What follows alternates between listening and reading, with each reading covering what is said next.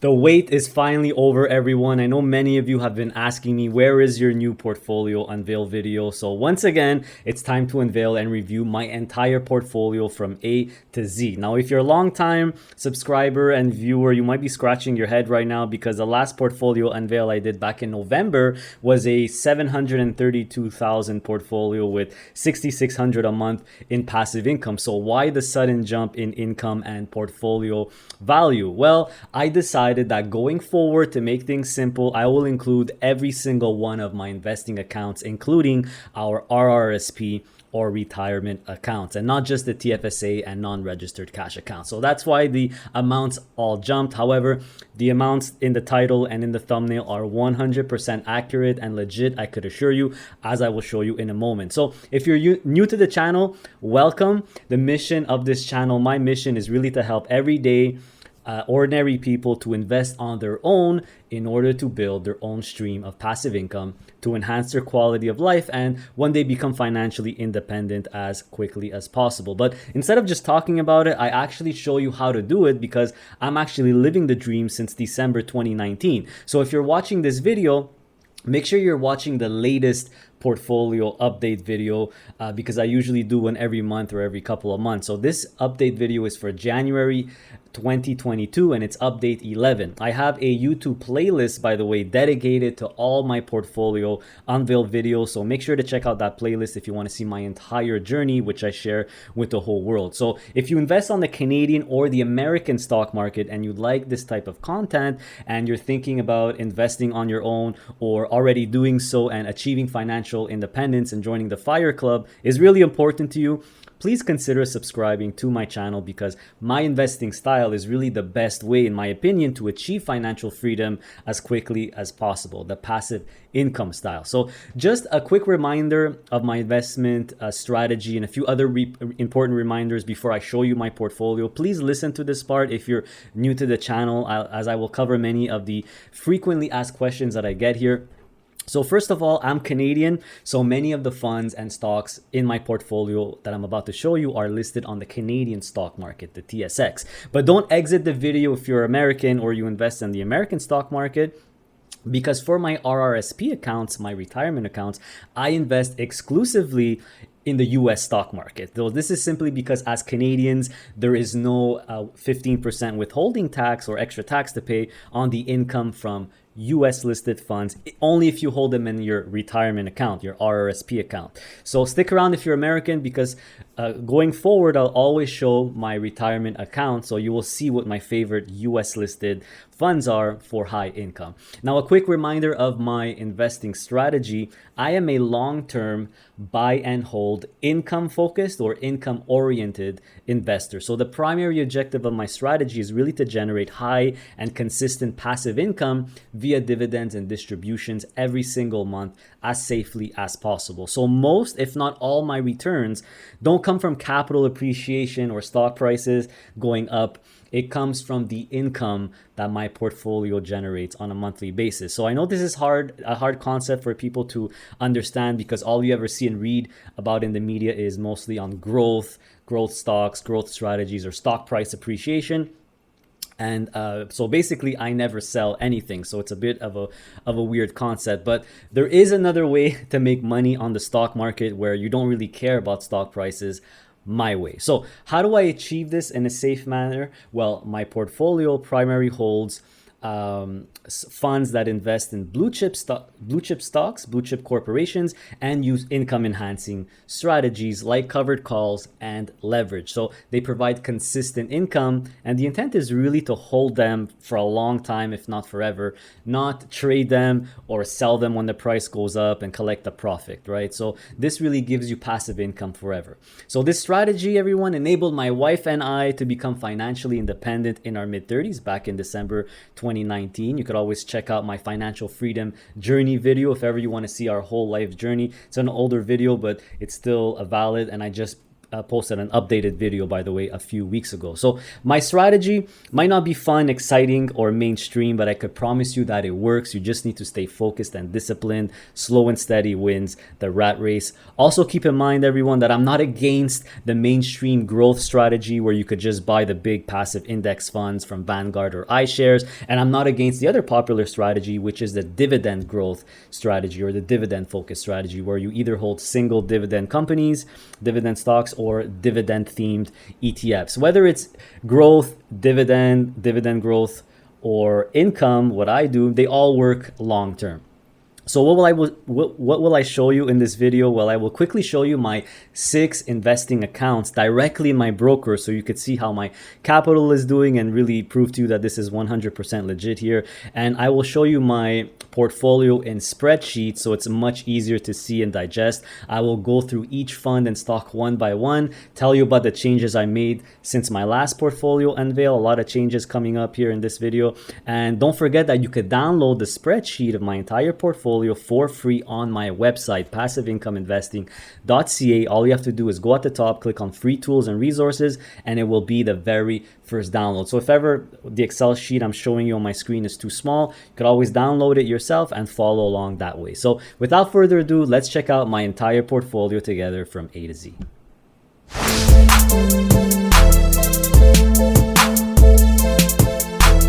All right, everyone. So as promised, I will show you my investments in my directly from my broker account. So this is my account. As you could see, my total value is $636,000 right now. So here you have the breakdown. You have the actual 3 accounts. So you have the cash account, which is just a regular non-registered account here. You have the TFSA, which is the tax-free savings account in Canada, the best investing account in my opinion. And of course, you have the RRSP, which is basically our retirement account. So these are the 3 accounts. Now I'm going to show you each of them one by one, so you could actually see the positions real quick. So this is my cash account, my non-registered account. As you could see here, the total value, and so my capital, overall I'm up 45,000. So it took pretty much a nice big hit from last unveil because the stock market has been going down, right? It took a recent tumble in the recent weeks, but I don't really care what this number is. I don't intend to buy just to sell it later on, right? So I really couldn't care less what this is, plus 100,000 minus 100,000. I really don't care. I'm buying and holding just to collect the cash, just to collect the income. So I'll go through, show you my positions really quickly. Keep in mind, I'm not going to focus on that here because I will show you everything in my spreadsheet, which is, basically the consolidation. So as you could see, the recent, by the way, the recent crypto ETFs, you could see here on the Bitcoin one, I'm down 25%. So hopefully that makes you feel better in case you bought it. I'm down on it myself, so I'm not too worried about it. Remember, we're just holding it to collect the income. And as I go down, you'll see my other positions, which are pretty much all in the green. And really the best positions right now are the financial ones, right? SBC, LBS, and even EIT, the Canoe Income Fund. So now let me show you real quick my TFSA account. So here's my TFSA account. As you could see, I'm down on it a little bit, 4.81%. The main culprit is, of course, that the other crypto ETF, the Ether one, which I did buy a lot of, and I'll show you that in a second. So these are my positions in my TFSA. Now let me show you what I don't usually show you in the last one's my RRSP account, where everything is basically American stocks. So here is my RRSP account. This is a US currency account. Since I have all my positions in American funds, I put them in my US currency account to avoid the conversion from US to Canadian. So if you hold US funds in a Canadian account, all your dividends monthly will be converted from US to Canadian. So you want to try to avoid that because the bank has its own exchange rate. You always get knocked off by a cent or two. So I keep all my RSP funds in a US currency account. So you see the value here, and here are all my RRSP positions. As you could see, all US listed funds. My biggest position right now at 17%, a little over 17, is CLM. and you'll see, basically the best of the best, in my opinion, in terms of US high income funds. So you have CLM, QYLD, RYLD. You got a couple of ETNs like the silver one and the oil one. I also have OPP and RIV, which I really like, et cetera, et cetera. Brookfield Real Assets, my favorite one when it comes to real assets in the US. So like I said, I'm not going to focus too much on the positions here because I'm going to show you them in my spreadsheet where you will be able to see the yields and everything. So now let's take a look at Erica's account, my wife's account, real quick. So here's the homepage of Erica's account. As you could see, the total is 567,000, a little bit higher than that. So mine was 636, added to 567, and voila, that's where you get the 1.2 million. So I'm definitely, showing you the truth here, guys. And as you could see, once again, 3 accounts, right? You got the non-registered cash account, you got the TFSA, and you have the RRSP. Let's take a quick look at them one by one. So here you have the cash account, the non-registered, doing pretty well on this one, better than mine anyway. I'm still up 52 grand overall, not like I really care anyway. And I only have a loss on one position, of course, one of the only 2 speculative growth positions I have left, the cannabis leverage ETF. I'm down 85% on it. Pretty disgusting, but it's okay. Don't really mind. I'll probably, if ever I sell it, which I think I'm going to do soon, I'll have 8,500 of capital losses, which I could carry forward forever. So in case you didn't know, if ever you have a loss in a non-registered account, you could carry forward those losses forever. So any income that's considered capital gains, which I have a lot of, I could always offset it with this. So this is why these losses don't really bother me. So that's just a quick lesson for you guys. If ever you have any losses for any growth positions that you're hesitant to get rid of because you're switching to an income style, don't worry about it. You could realize those losses. It's not a big deal because if you switch to income investing, you're going to have a lot of capital gains income, which you will be able to offset. So really don't worry about that. So these are the positions in my wife's account. As you can see, they're all pretty much doing well, and I'll show you in a little bit, but CLM is now the only US position I have left that's not in my RRSP. All my US positions are in my RRSP, except for this one. I decided to keep it because the yield is just so good and so high. But eventually I'll probably sell CLM off here because I want to try to stick with all Canadian listed for the TFSA in the cash account, and I'll put all the US listed ones in the RSP. So let's quickly check out our TFSA and RSP. So TFSA doing pretty well, up 25,000 on here.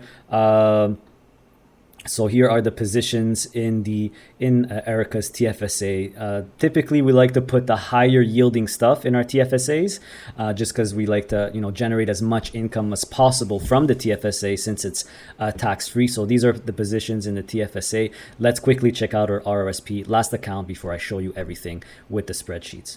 All right, so here's Erica's RRSP. As you could see, it's once again in a USD currency. So everything that you're seeing here is USD currency. And this account is the only account out of the 6 that I have that's on drip. The reason is I just don't want to really manage this account. So we decided to put really the best of the best, or some of the best US listed funds that are all drippable, that are very reliable. So I literally have 5 positions in this account. I'm down on it 8%, almost 9%. That's just because of the dip that happened in the last week, but I'm not really worried about it at all. As you could see, my biggest position by far is QYLD and RYLD at 42 and 35, and then I have 25 in RA, 25 in RIV, and a little 15% here, or 11% total in GOF. So if ever you're trying to build yourself a very simple, a very hands-off RRSP, please consider these 5 positions. I mean, these are very, very solid, high yielding US funds. With this type of allocation, you'll get easily between 11 and 12% yield. You turn the drip on and you just let that baby compound. So this account, it's a retirement account, so it's just going to compound. We're not extracting the income from it, don't forget, like the TFSA and cash account. So all the income that's generated from this account is being dripped, and in my RSP there is no drip, but I'm basically manually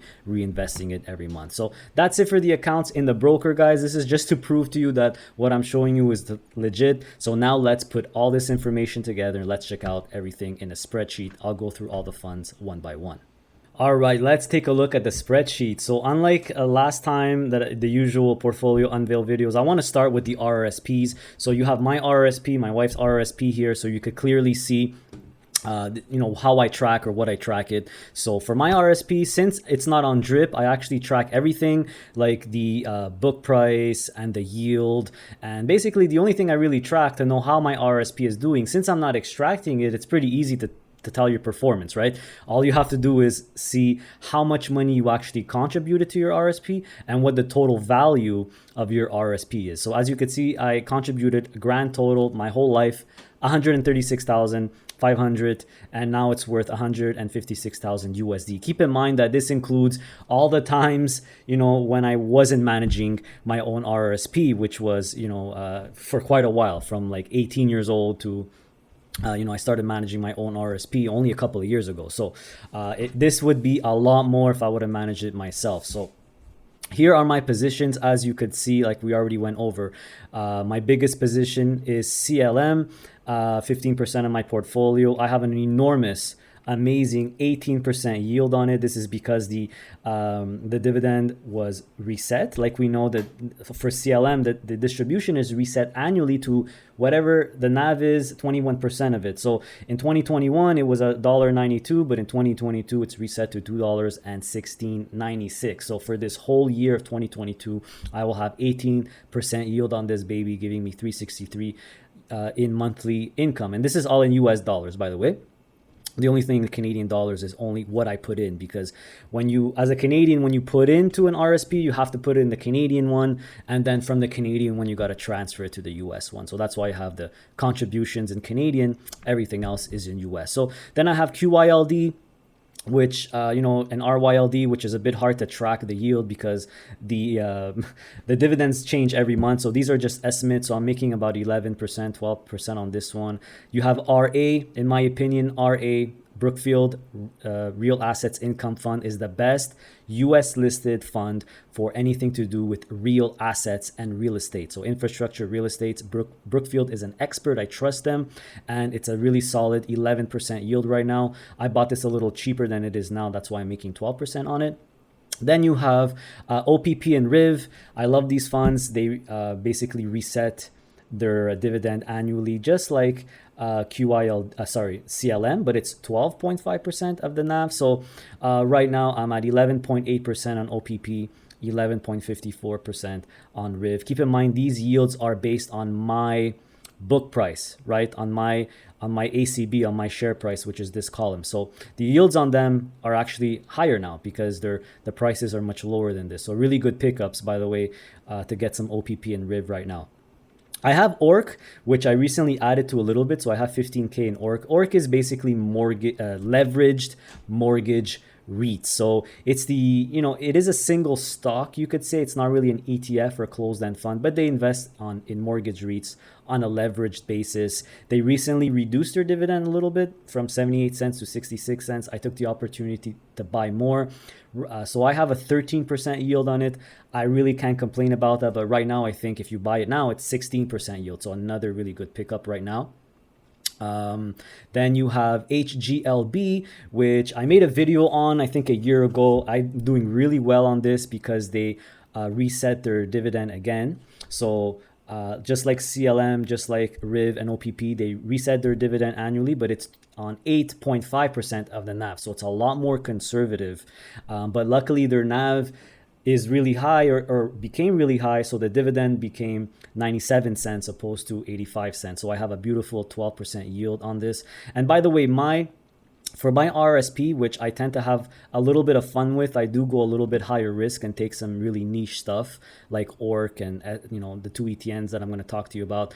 My goal is really to always have over 12% yield. So right now I'm averaging 14.57, which is awesome. And no, it's not a joke.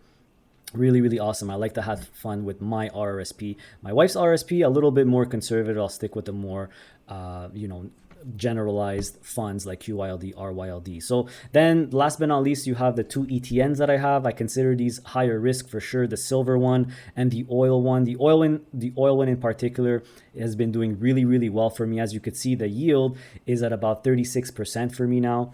The problem is that the distributions vary monthly and they could swing monthly. So this yield is actually based on the last distribution, which was really, really high. So the only thing I'm calculating for these two ETNs is the total dividends they gave per year per share. So the silver one, a little bit lower, but hey, I'm not going to complain. Anything over 12%, I'm not going to complain.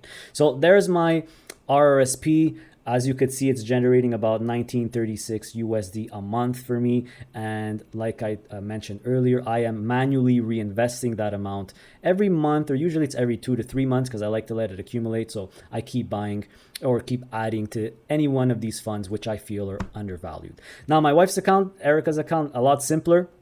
Like I mentioned, only has these 5 funds. They're all on drip. I don't have the book prices and the ACB on here simply because it's a lot harder to track when you have an account that's on drip. But give or take, I'm assuming it's the yield on this is lower than this account, but it's about 11%, 11 to 12%. So this one is just dripping away. And right now it's at 1354 monthly income based on how many shares I have. So the total of our two RSPs is just under 3,300 a month in passive income that's being reinvested. So here's an idea for you Americans out there that are watching this, or for Canadians in terms of your RRSP. I always tell you guys, if you're Canadian, go with the US listed funds for your RRSP because there's no 15% withholding tax. You might as well take advantage of that. And the US funds typically have higher yields. As you could see, these are enormous yields and you're not going to be touching it anyway. So volatility is okay for your RRSP, guys, unless you're in your 70s and you're living off of it. But since for us, we're in our mid to late 30s now, we're not going to be using them for a really, really long time. We will go with the higher risk, higher yielding funds without a problem. And I think you should too. So now let's check out the main portfolio, which you guys are used to seeing every month from my last videos. So this main portfolio is going to be a combination of our 2 cash accounts and our 2 TFSA accounts. So 4 accounts total. All right, everyone. So this is what I consider my main portfolio. This is probably what you're used to seeing. So this spreadsheet, this portfolio is a combination of 4 accounts, our 2 cash accounts and our 2 TFSA accounts. So very quickly to explain what you're looking at here, you have the name of the fund, the stock symbol, which is a hyperlink, which if you click on it brings you to the fund's website. Very, very useful. The stock, the details. So just a one-liner of what the sector and the region is. Total invested is how much money I put in myself, not how much it's worth right now. The weight in terms of portfolio. So if it's 7.38%, it means that this position it is 7.38% of my whole portfolio. Number of shares, my book price or my book cost, not the current price, the current share price, but my book price.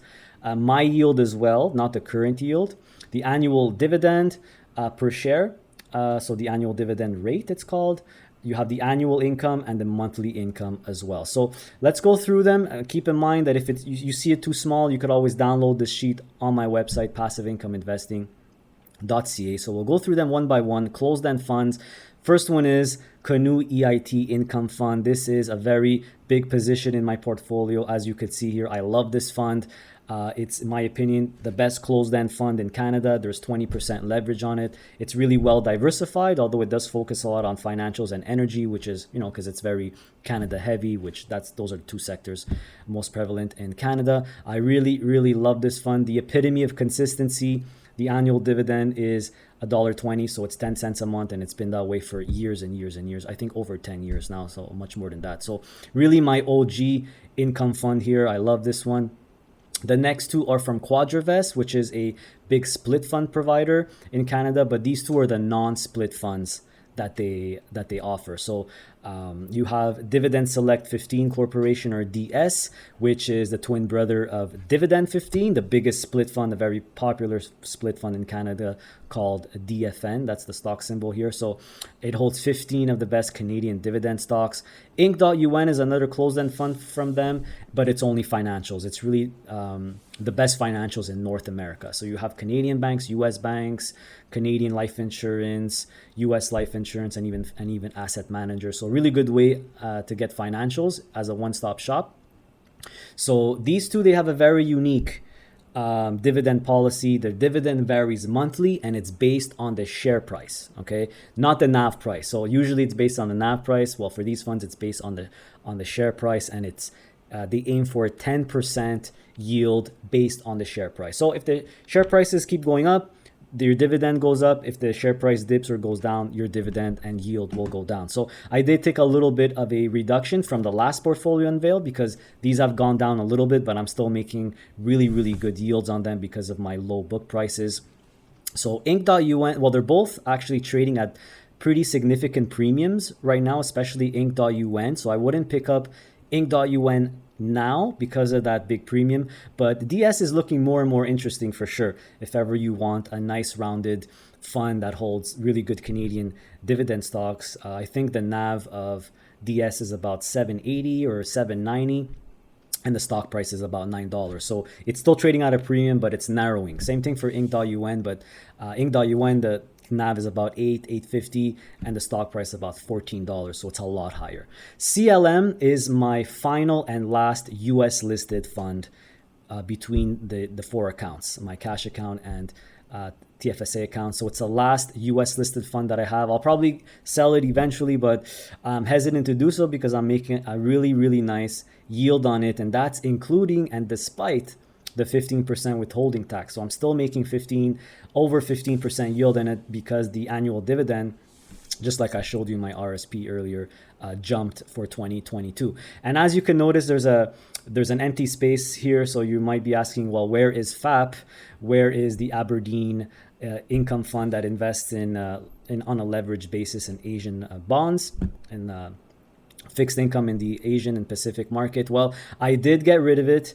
I swapped it out for more Ether ETF for the new crypto Ether ETF, just because the yield was too tempting. So I just swapped it out for that. So if ever you have FAP, don't just sell it because I sold it. It's still a fund that I like. I still think it's a good fund. It's trading at a discount still, so it's always one to hold for diversification, but I just took a personal choice and exchanged it for something else. So it's really up to you what you do, but FAP is still good. Okay, just that's my opinion. Just because I got rid of it just doesn't mean you have to. So those are my closed-end funds. Let's go over the ETFs now. So we'll start with the BMO ones. I had a nice 1 hour Q&A interview with BMO recently. I hope you guys saw that video. I strongly suggest to check it out. We talk about these ETFs in detail. So there's ZWC, where you'll get, it's a one-stop shop for the best Canadian dividend stocks. You have ZWG for global dividend stocks, so it has everything from Canada, Europe, and US. You have ZWU for utilities and telecom, all the best utilities and telecom companies and pipelines in North America.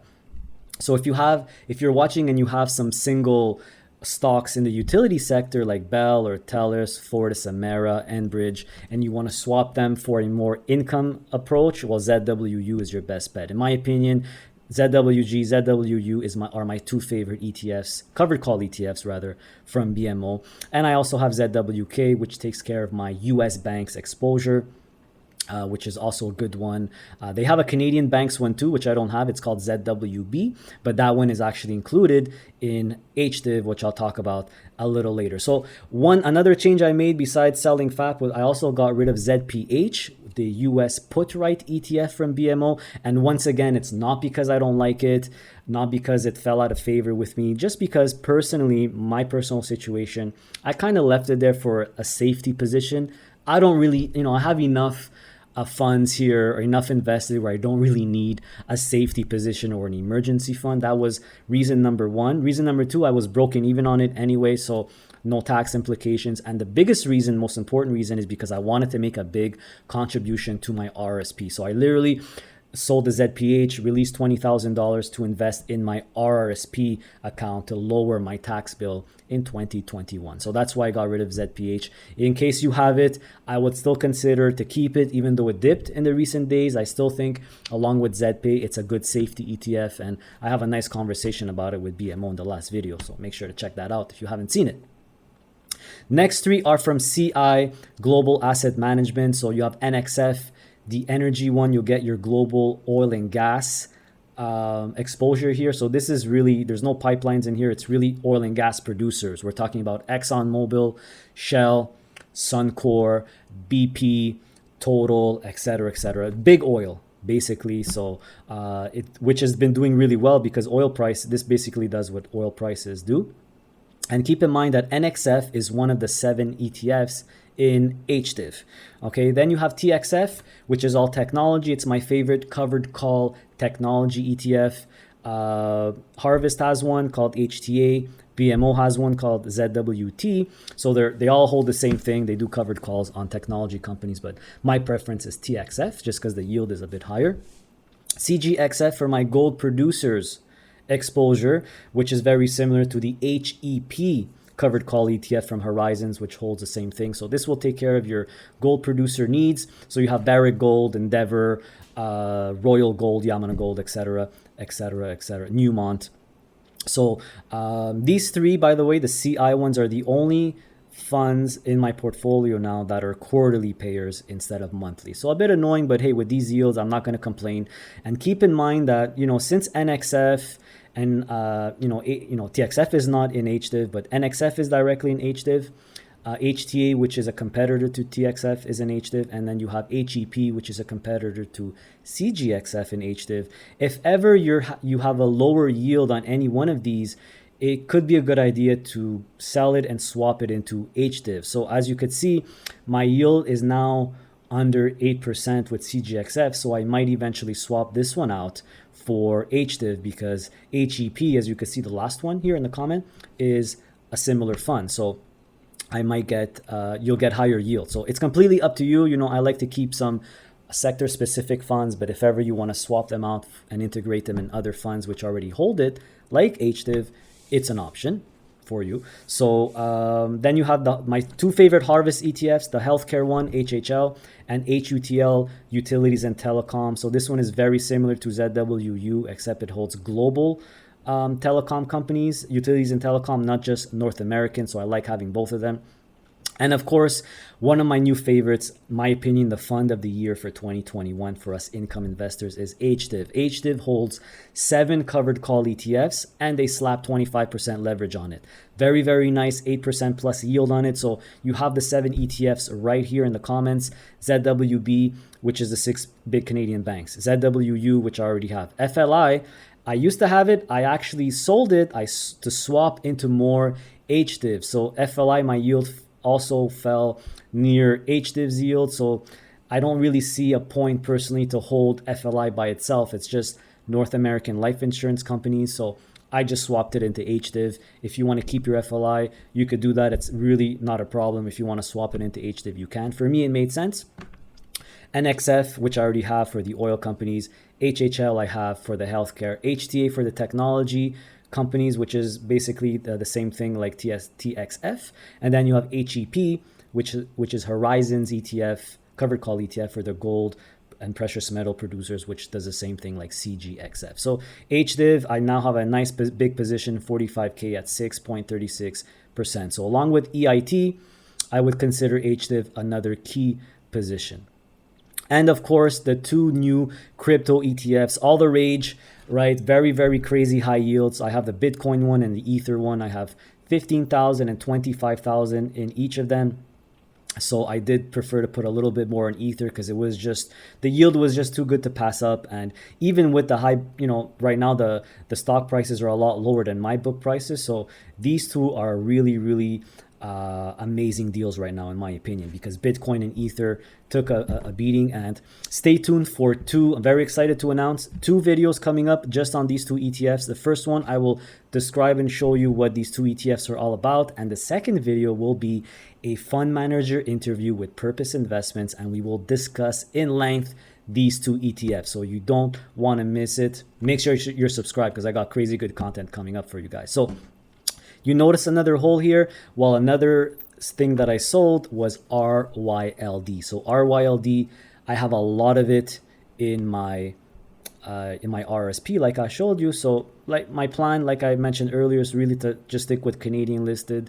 So I literally swapped RYLD as well. So you know what? I think now it's time to view my my portfolio tracker. So in December, these are the changes that I made. So as I mentioned, I sold FLI, all of it, 15,000. Oh yeah, and I forgot to mention, I sold a little bit of my CGXF position.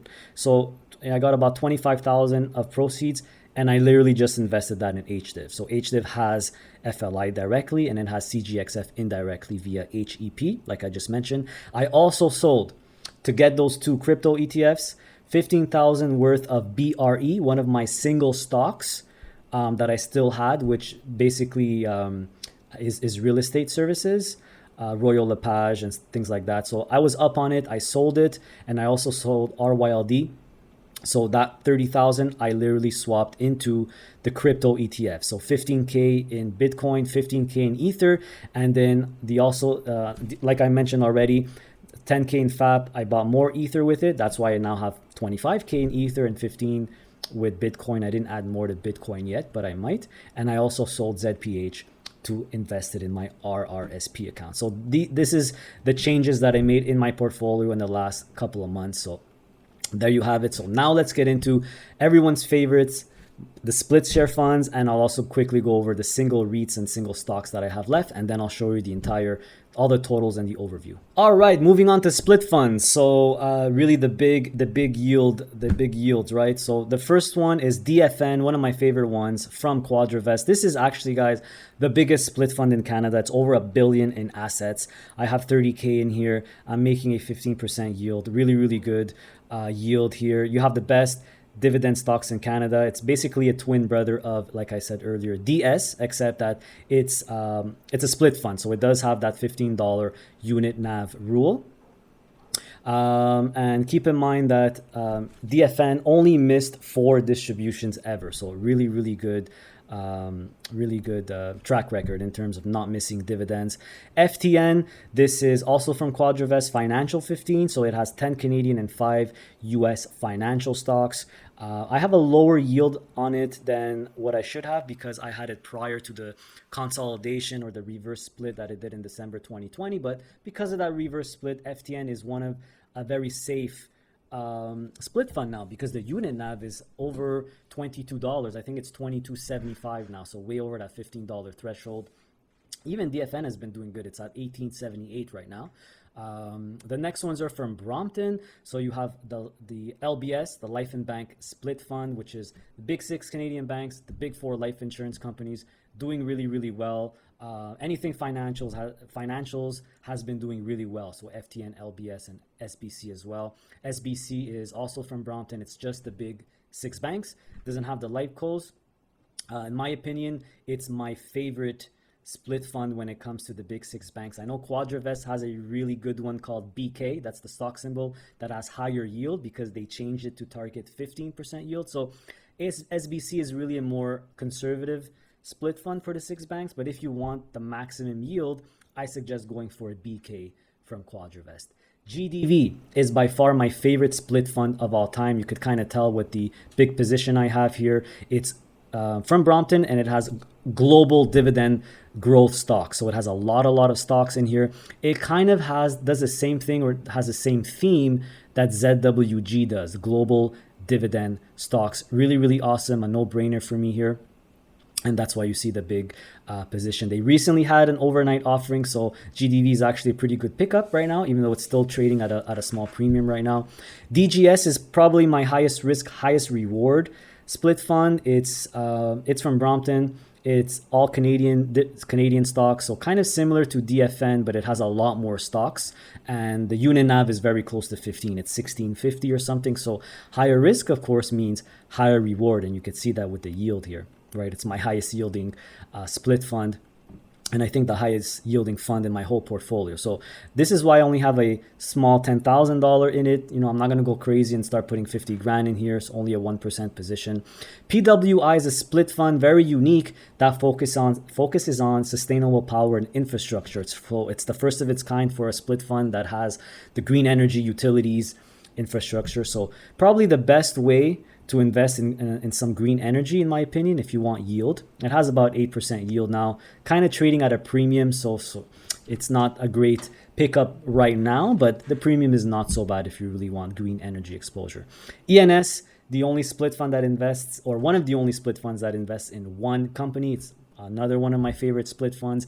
It holds Enbridge. So It's my favorite way of investing in Enbridge. It's literally like holding Enbridge with leverage and covered calls. That's all it is. So it's a way to invest in Enbridge if you want maximum yield over growth. So I'm making 12% on this, very, very good. And of course, RS is my go-to when it comes to real estate. RS is the only split fund ever with that focuses on real estate. They recently changed the name.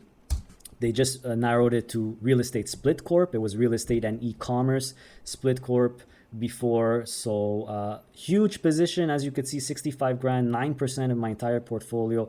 I really like, even though I don't own physical real estate, I love investing in real estate.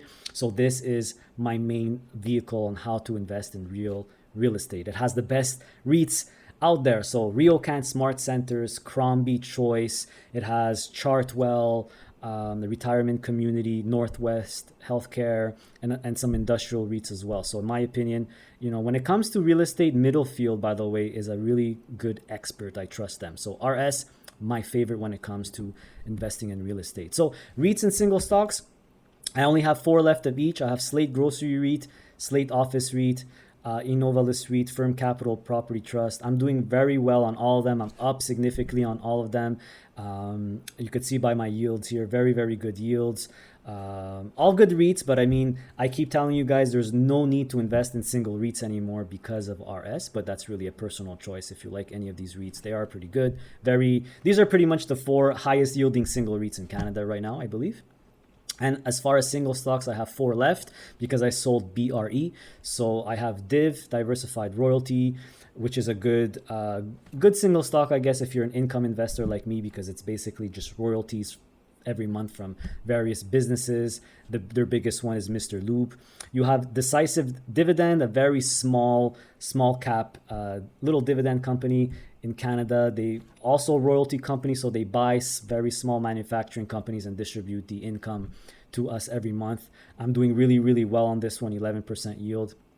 EIF, same type of thing, like Decisive Dividend. They buy out companies, and it's typically aviation companies and manufacturing companies. So same concept as DE, but a lot bigger. I'm just disappointed that they haven't raised their dividend in quite a while. I don't know what they're waiting for. And AFCC is another little royalty company, royalties from financing car dealerships. So very, very, it's not even on the TSX anymore. It's on the smaller exchange. So those are my 8 remaining single stocks and single REITs.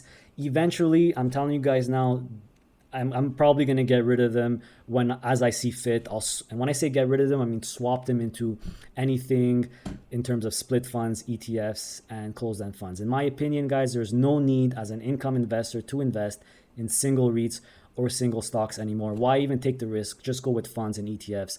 You lower your risk. So let's check out the totals now, and I'll also give you my totals for the year 2021 as well. Total invested, or my principal, this is how much I put in, 700, a little, just under 712,000. It's 20,000 lower because of ZPH. Okay, don't forget that. And I haven't been, you might be asking, well, that means you haven't invested anything in the last couple of months. The answer is no, I haven't invested anything in terms of my cash in TFSA because I've been investing heavily in my RRSP accounts. That's the reason. That's where I've been allocating my money in the last couple of months, and I will continue to be doing that probably for February as well. So my total overall yield is, I can't believe this, over 11%. This is big thanks to those 2 new covered call ETFs, which have crazy high yields, right? 12 and 19. So my monthly passive income on average between my 4 accounts, 2 TFSAs and cash accounts, this is excluding my RSP now, 67.14. So if you take 67.14 Canadian and you add it to 32.91 US and you do the conversion, it is over $10,000 a month in passive income. So there you go. I wasn't lying to you. So lifetime passive income, how much passive income have I gotten since I've been investing? It's 137,000. So, I'm pretty much knocking away at my initial investment. So out of the 712 that I put in, I already made up 137,000 worth of passive income. So you have the breakdown of my portfolio here, and you have as well here are my totals annually. So that this is per year. I just want to show you, and keep in mind, I get questions all the time. Why are your totals so low in 2012, 13, 14. Well, I wasn't really investing seriously until 2018, guys. That's when I started really investing, mid to late 2018, once I paid off my mortgage. And at the last month of 2019 is really when I invested a lot of money, the sale from my condo. So that's why the amounts in these years are a lot lower. Don't think I had 700,000 invested in these years. I pretty much had less than 10 grand in these years. So my grand total for 2021, the numbers are in, guys. Capital gains. This is from all the swapping and the selling. A lot of people say, well, you always preach buy and hold, but you yourself do, you sell stuff. Well, yeah, here are all the swaps and the sells that I've done in 2021. And the reason is because, like I keep explaining to you guys, I started with a lot of single stocks and single REITs. So I'm slowly transitioning to get out of the single stocks, single REITs, and swapping into funds. So I don't consider it selling, I consider it swapping. So if you actually look at what I sold, they're pretty much mostly, 90% of them are single stocks and single REITs. Okay. So I am still a buy and hold investor, but by doing the swaps in 2021 and those sales, because it was a really record year, I made capital gains. So 25K in capital gains. But really the story is the total passive income I made. So this income here is the total passive income I made in 2021. It's just under $70,000. So you can see, guys, it is possible to make a lot of money. Well, I consider it a lot of money. For some people, it might not be a lot of money in passive income without doing anything. And right now, if this portfolio stands, obviously I'm going to probably invest more in it. I should be making about a little over 80,000 a year in the total passive income in 2022. So in 2022, this income number should be at the bare bone minimum 80,000 or more when I add more. So there you go, guys. There is my portfolio literally from A to Z. And once again, don't forget, you could download the whole thing on my website. Thanks for watching, guys. Please hit that thumbs up button. I would really, really appreciate it. I think it's pretty rare where a YouTuber shows his entire portfolio from A to Z. So please show your appreciation by hitting that like button. Make sure you're subscribed as well to my channel, because this channel is all about investing for passive income, whether you're Canadian or whether you're American. And I'll continue to show you guys my portfolio and have great stock picks and fund manager interviews. I got a lot of exciting content coming up. So you don't want to miss it. So make sure to hit the subscribe button and that little bell next to it so you're advised whenever a new video comes out. This is financial, it's not a joke or a prank channel. It's your money, so it's very important. So make sure to subscribe. Of course, make sure to check out our website, passiveincomeinvesting.ca. That's where you could purchase my digital product that I'm very proud of, the ultimate DIY investing package, which is on version 3 right now. You only have to buy it once. It's not very expensive. It comes with lifetime updates when the next versions come out. My plan is to do an updated version at least at the bare bone minimum once a year. So this is a companion or a reference tool to really help you build your own portfolio for whatever your investing goals are. It has lists of ETFs, closed-end funds, split funds. It has sample portfolios, 7 sample portfolios for Canadians, 7 sample portfolios for Americans, or for those of you who invest on the US stock market. So it's really, really a good product. Make sure to pick it up. Also on my website, right there on the homepage, you'll see a calendar description. I offer a one-on-one consultation service where you could book a Zoom meeting with me personally, ask me all the questions you want. I could analyze your situation and help you build a portfolio, transition from a growth portfolio to an income-focused portfolio. That's my most common specialty, I would say, or my most common consultation. So this is really for personalized help, guys. If you want that personalized help, book a one-on-one with me. Unfortunately, the appointments sell out very, very quickly. February was no exception. The appointments all sold out within, I think, 6 hours or 8 hours or something like that. So contact me if ever you want me to you want me to advise you if I have any cancellations, which are rare, by the way, but still contact me if you really want a one-on-one and you keep missing the appointments. So join us on social media. We have a Facebook group, Passive Income Investing. We also have an Instagram if you want to follow us there for more personal stuff, to see what our day-to-day life. Basically, right now we're snowbirding in Panama, so we're putting some stuff about that on Instagram. So follow us on social media if you use those platforms. And what do I always leave you with? Don't forget, continue to stay safe, stay healthy, and of course, stay passive. See you next time.